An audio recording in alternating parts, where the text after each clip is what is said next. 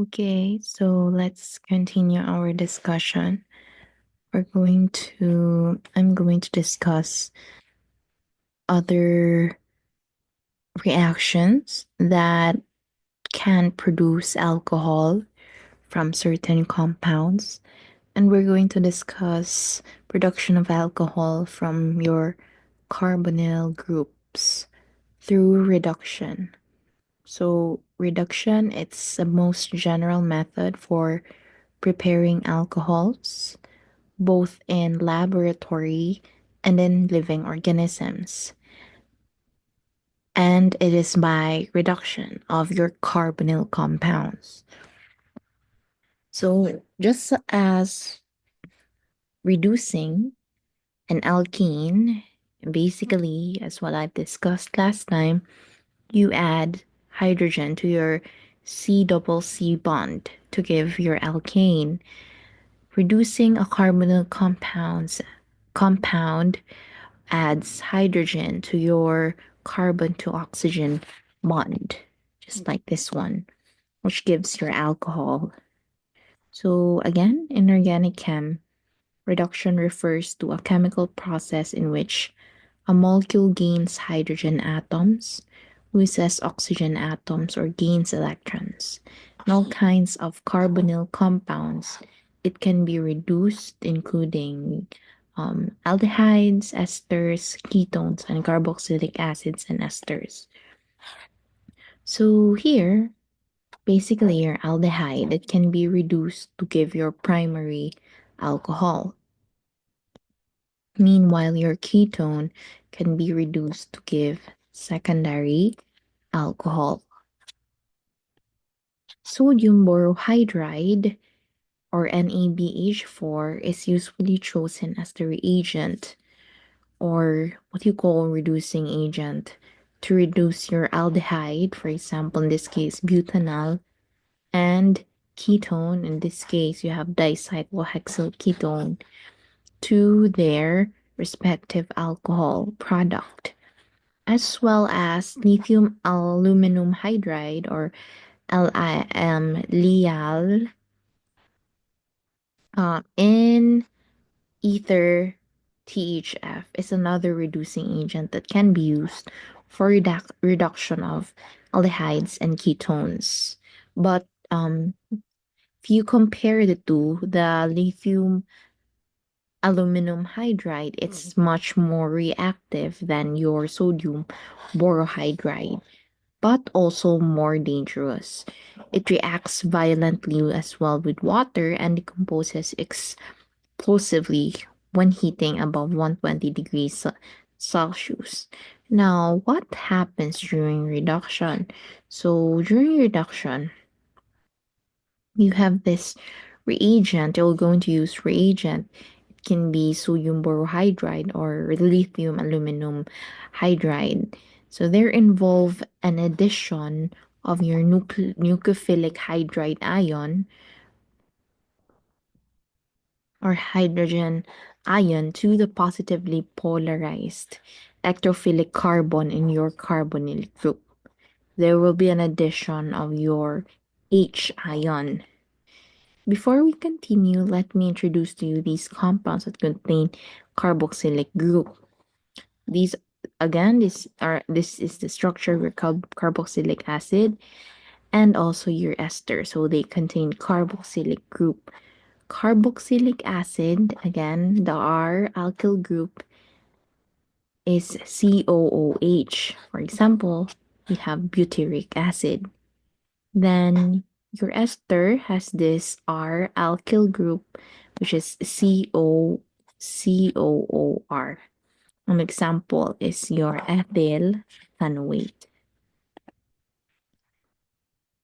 Carboxylic acids and esters, which contains carbonyl group, can reduce to give primary alcohol. Carboxylic acid and ester reduction are usually carried out with the same catalyst or reducing agent, such as lithium aluminum hydride, since it's the more reactive reducing agent that you should use so that you can reduce carboxylic acid and ester to alcohol.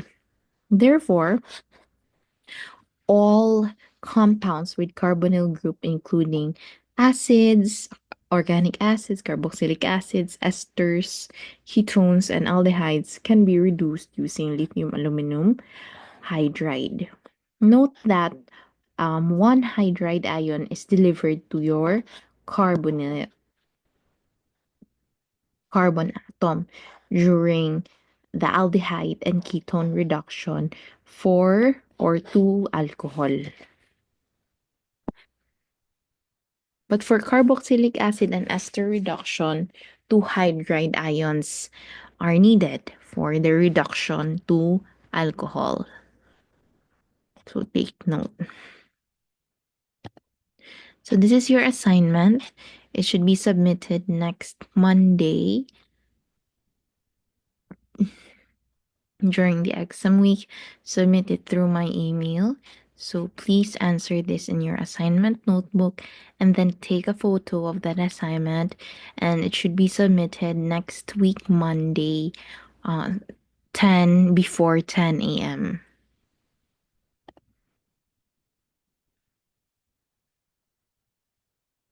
And then you have this Greenyard reagent. So this is your Greenyard reagent, or you call it carbanion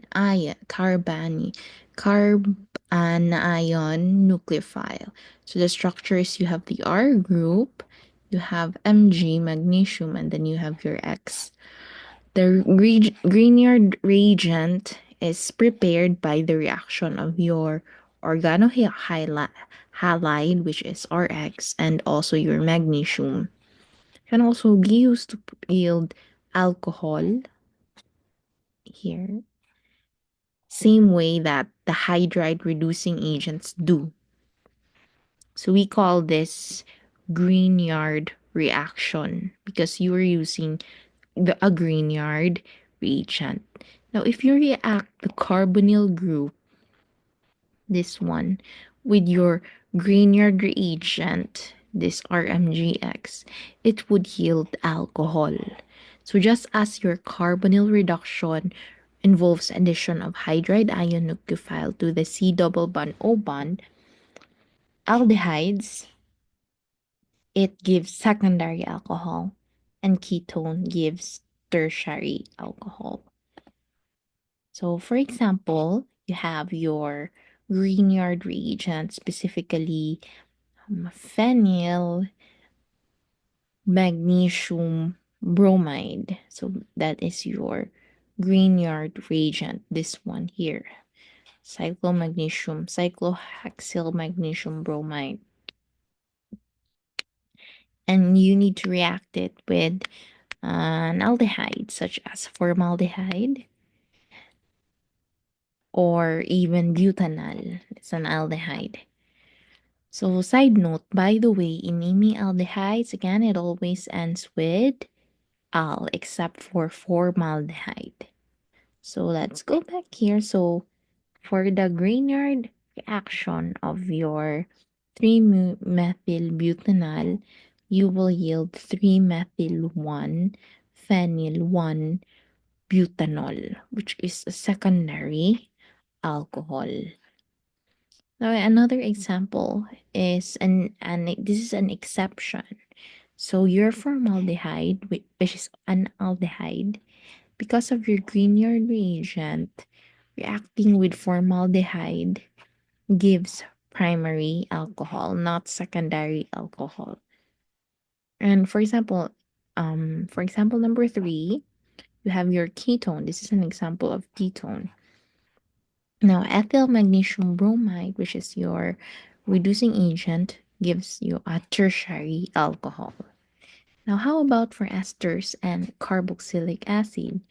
So the esters, like for example, ethyl pentanoate, it reacts with your Grignard reagent to yield tertiary alcohols, which and in which two of the substituents bounded to the hydroxyl bearing carbon have come from the Grignard reagent.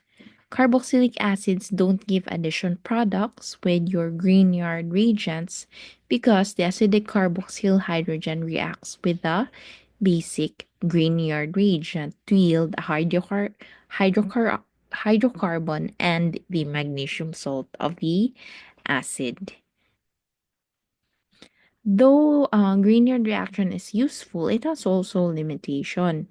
So one major problem is that Grignard reagents can't be prepared from an organohalide if other reactive functional groups are present in the same molecule.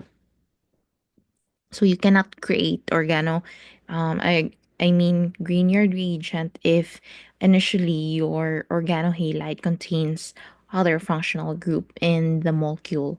So like for example, a compound that has alkyl halide, that is an alkyl halide and also a ketone, it can't be used, that compound can't be used for Grignard reagent because it would react fast. Similarly, a compound that is both an alkyl halide and a carboxylic acid, or an alcohol or an amine, can't form a Grignard reagent because the acidic RCOOH or ROH or RNH hydrogen present in the same molecule would react with the basic Grignard reagent as rapid as it forms. So in general, Grignard reagent can't be prepared from alkyl halide that contains the following functional groups.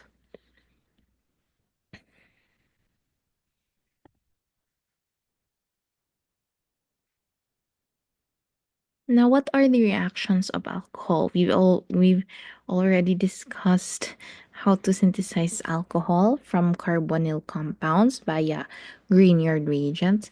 Now we're going to discuss the reactions that may occur to your alcohol. So tertiary alcohols react with either HCl or HBr at 0 degrees Celsius by an SN1 mechanism through a carbocation intermediate. Now, the reaction of a tertiary alcohol with your HX or your organohalogen takes place by SN1 mechanism.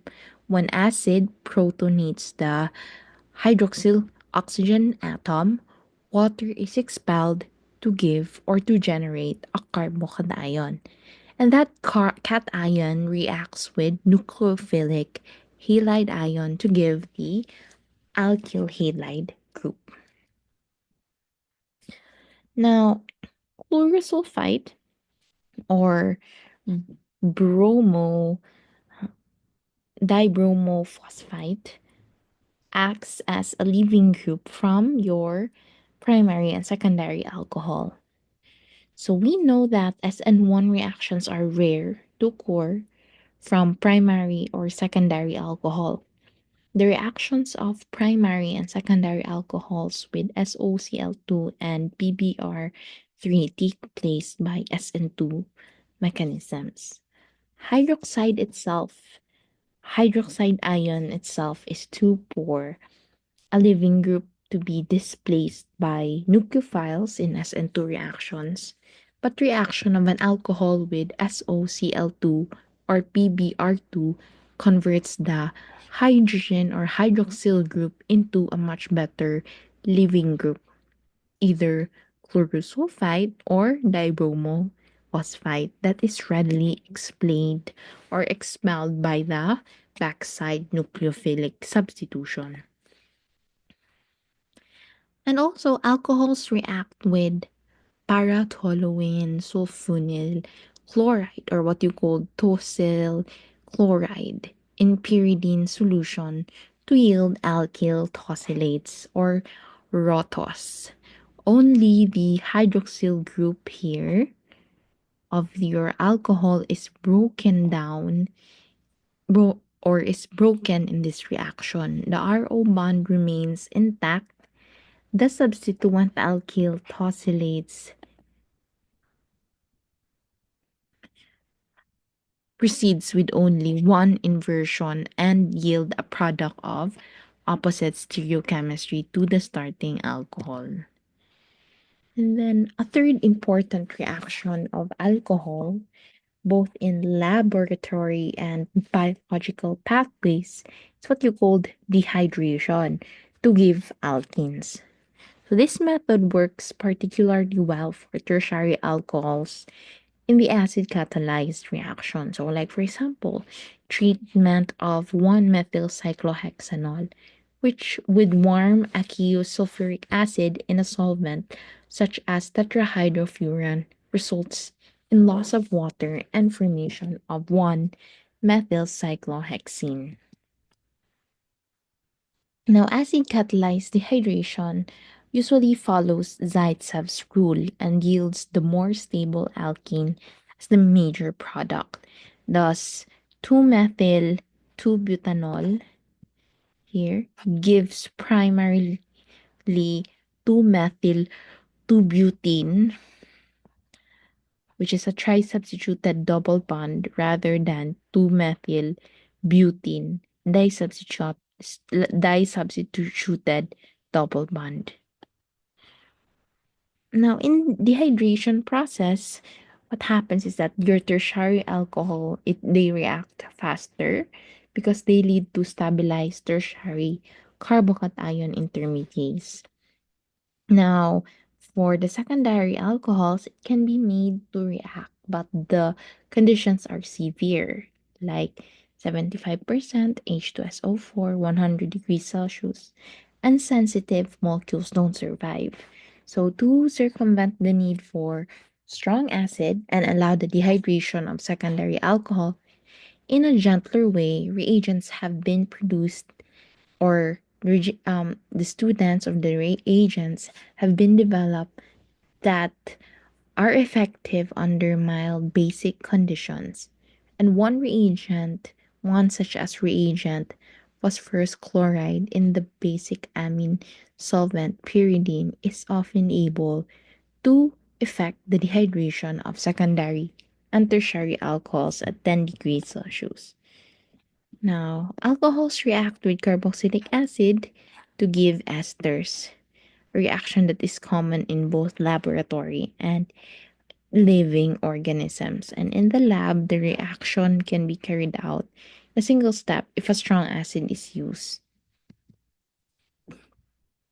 Now let's proceed with oxidation.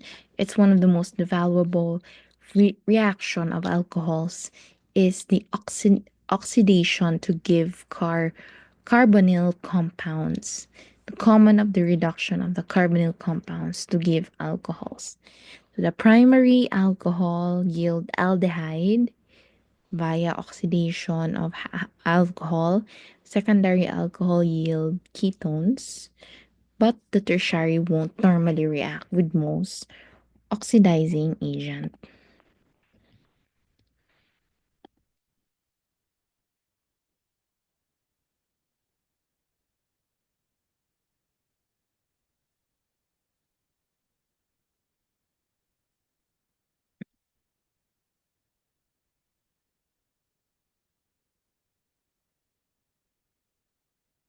Now, the oxidation of a primary alcohol can be accomplished by any of a large number of reagents.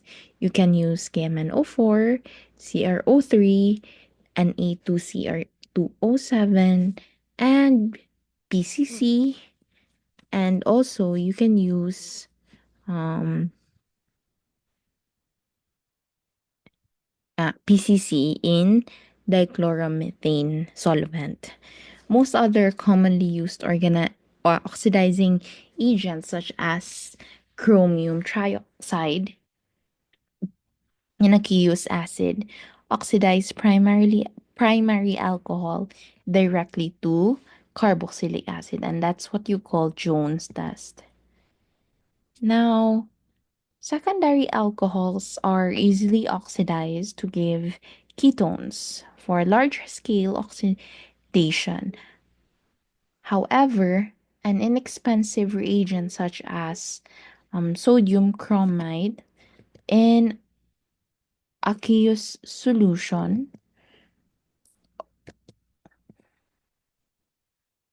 might be used as well as reagent for oxidation. Now, for PCC, or what you call pyridinium chlorochromate and dichloromethane, can also be used for sensitive alcohols at lower temperature. Now, for the mechanism of chromic acid oxidation, it starts when your CR7 or CR6 reagent, such as this one, reacts with the alcohol to give chromate intermediate. This is a chromate intermediate, followed by expulsion of a reduced CR species. Now, I want you to answer this as well for your assignment, again to be submitted this Monday.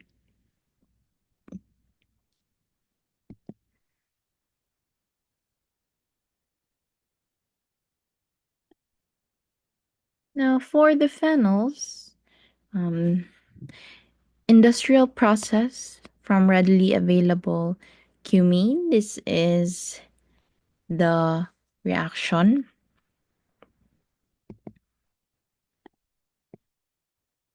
And this is the mechanism of the formation, how you make phenol. And this is the reactivity of phenols. So you have your hydroxyl group that is strongly activating, making phenol substrate for electrophilic halogenation, nitration, sulfonation, and Friedel-Crafts reaction. Reaction of phenol with strong oxidizing agents yield a quinone. Fremy salt works under mild condition through a radical mechanism. So this is your quinone. So your ubiquinones as well. Now for the spectroscopy of alcohol and phenol, these are their wavelength. And this is for the NMR. So I think that is all for the remaining topic of alcohol aldehydes.